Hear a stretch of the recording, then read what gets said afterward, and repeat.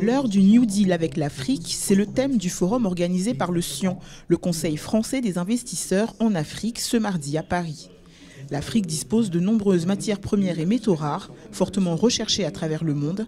Et pour Antonine Kinzo Kamole, directeur général de l'Agence nationale pour les investissements de la RDC, le développement mondial ne se fera pas sans le continent. Aujourd'hui, quand vous regardez le coltan, vous regardez tout ce qu'il y a, les dérivés qu'il y a derrière, on ne peut que parler de la RDC. Et j'ai aussi évoqué quand même la question du phosphate, la question du potasse. Aujourd'hui, c'est des éléments qui sont extrêmement importants en RDC. Et ça prouve que la RDC est la clé pour l'Afrique. L'avenir du monde se joue en Afrique, mais l'avenir de l'Afrique se joue en RDC. Pilier indispensable au développement africain, l'industrialisation. La RDC a investi 58 milliards de dollars pour relancer le secteur en s'appuyant sur 3 axes moteurs. Prioritairement, c'est l'agroalimentaire, ensuite l'énergie qui est extrêmement importante et bien entendu les infrastructures.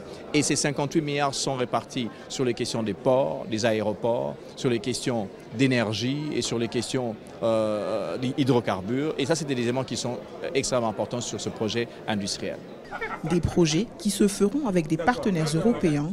Au Sénégal, le gouvernement veut créer les meilleures conditions d'affaires pour les entreprises. Depuis quelques années, nous avons entamé un processus de réforme de l'environnement des affaires. Nous sommes d'ailleurs parmi les meilleurs réformeurs en Afrique. Donc, ce qui veut dire que l'ensemble des conditions s'est réuni pour des investissements. Et compte tenu de la grande demande et des perspectives excellentes pour le Sénégal, nous avons, sous l'égide du président de la République Macky Sall, l'intention d'organiser au mois de juillet un forum international sur les investissements qui s'appelle Invest in Sénégal.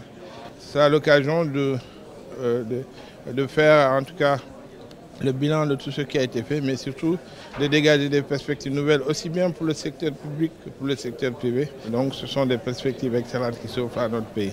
Des délégations venues du Niger, du Tchad ou encore du Congo ont fait le déplacement et elles se sont toutes accordées sur un point, la nécessité d'un changement de paradigme indispensable pour favoriser les productions locales et une meilleure redistribution des richesses. À l'heure du New Deal, les pays africains sont ouverts au partenariat, à condition d'y trouver leur compte. Brigitte Tugui à Paris pour Africa News.